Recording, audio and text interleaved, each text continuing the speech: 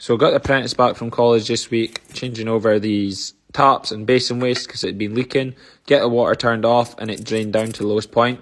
Get the old waste out. And this had been put in with Plumbers, mate. And I always find when wastes are leaking, it is always Plumbers, mate, they've used in the past. It's got a time and a place, but for me, not for wastes. Anyway, Tom's getting these copper pipes cut down, giving himself about an inch or so extra, just so he's got some play on the flexies when we come to put the ped back in. It's not too tight. But he's got that done at this point, and we're putting the trap back on. We like to use a bit of PTFE around the old rubber. That way you're just going to guarantee no leaks. Because sometimes the old rubber is not the best. But at this point we're testing it.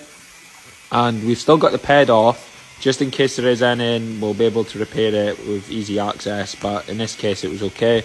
So we got the ped back in and got everything tested. And we're on to the next one, which is this boiler was losing pressure within 2 minutes of the guy topping it up. So I'm thinking there's a leak in the system. So to confirm this, isolate the flow and return at the boiler and top it back up. Top up first, then isolate it. And we're finding the pressure is holding at this point, so we know it's a leak on the system. And as soon as you open the flow and return back up, the pressure goes to 0.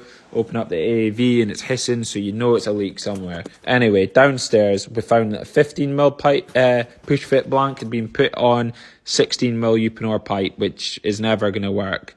I've temporarily repaired it by putting a new blank on, but we're going to have to actually come back and do it properly because it's just a matter of time before it pops off again. But in the meantime, he's got heating and hot water, which is the main thing. Anyway, on to the next job. Tom just unsticking his TRV. It's a really common issue with TRVs, the pin sticks, but it's the first time Tom's done this on his own, so it was a good job for him to learn, and he'll know for next time. And this is me just a kitchen that I've basically been doing on a night time a couple of weeks ago. It was an absolute disgrace of pipe work, flexies onto flexies before.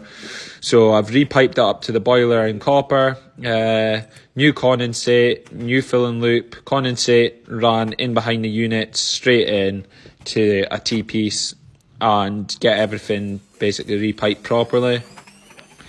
And this is what we look like now. The sink's in, washing machine's in, everything's live and running. Joiner's still got a bit of work to do, still got to put on some doors and some units up and stuff, but I'm more or less done. I'm pretty much live at this point. Boiler's up and running, heating's on, looks a lot better, all pipe work's hidden, and the fridge, which is plumbed in, boom.